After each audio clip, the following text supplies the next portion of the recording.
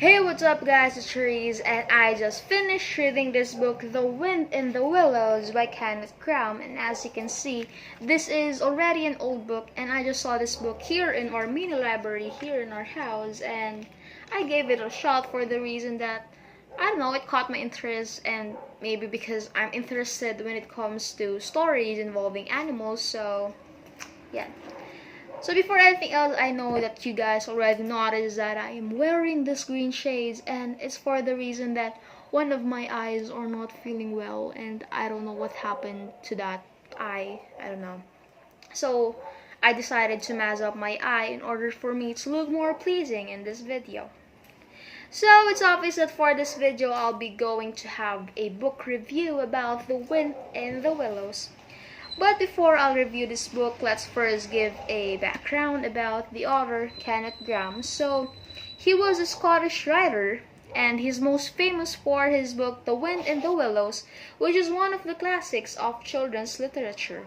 He is also the writer of The Reluctant Dragon, and both of his books were later adapted into Disney films. Okay, let's now move on with reviewing this book. So, The Wind in the Willow is a children's story that lives in the hearts and minds of its readers. The book is classic. Yeah, it's classic tale. It is a classic tale of river life and friendship.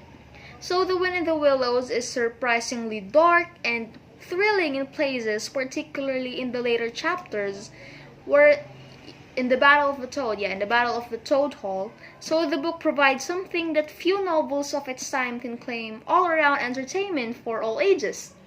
So the story confirms the power of close friends and the courage to make a difference in the lives of each other. So the novel begins with Mole. He is a peace-loving little animal doing some spring cleaning. He soon meets another of the people who live by the river named Ratty, who enjoys nothing more than messing about in boats. So after a number of pleasant afternoons, having picnics and spending time on the river, Mole and Ratty decide to visit one of Ratty's friends named Toad. So when they arrive to Toad, he explains to them his latest obsessions: a horse and cart.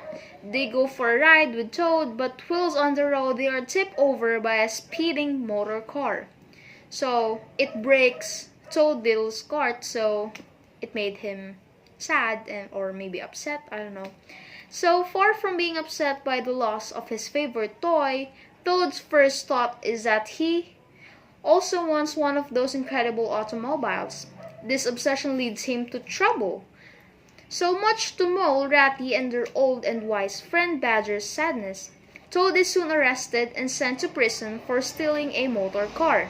However, within the chaos or whatever misfortune that happened to them, one of the guard's daughters soon feels sorry for the poor Toad, who certainly wasn't mad for prison's life.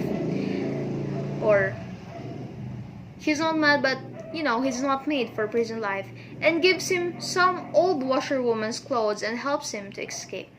So Toad returns to the river and is welcomed by his friends, who tell him that his home, Toad Hall, once his pride and joy, has been overtaken by the cruel woodlanders, the Stoats and the Whistles. So some hope does seem to be in sight. Badger tells Toad that there is a secret tunnel leading back into the very heart of Toad Hall, and the four friends follow it, leading them into the lair of their enemies. An enormous battle ensues, and Badger, Mole, Ratty, and Toad manage to rid the hall of Stoat, and Whistles, placing Toad back where he belongs. So the rest of the book suggests that the four friends will continue in their easygoing lifestyle, so occasionally taking trips on the river and eating picnics. Toad manages to curb his obsessive behavior somewhat, but cannot completely cure himself.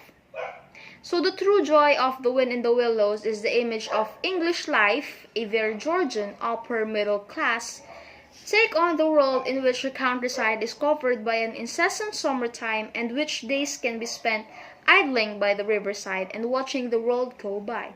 Because of the success of The Wind in the Willows, Kenneth Graham was able to leave his unhappy job in a bank and live very much the life here represented in the pages of the book, a life full of cake at tea time and the soothing sound of the river running past. So the novel is also very much loved for its characters, the slightly pompous and ridiculous Toad, who is completely carried away by his latest obsession, and the wise old Badger, who is crotchety but who has very high regards by his friends. They are characters who embody the English values of fortitude and good humor. But these creatures are also incredibly honorable and willing to fight, even to death, for their little piece of England. So there is something ineffably comforting about Graham's little story, which is familiar and also very powerful. The animal characters are completely humanized, but their personalities and characteristics are still linked to their animals' characters. The Wind in the Willows is very humorous and tremendously fun, so I can say that this is one of the greatest children's book of all time. So I hope you guys will give a moment of your life to read this book, for it is really interesting and it's a good book. So that's it for this video, and I hope you guys enjoyed watching this video. So that's all, and God bless you all.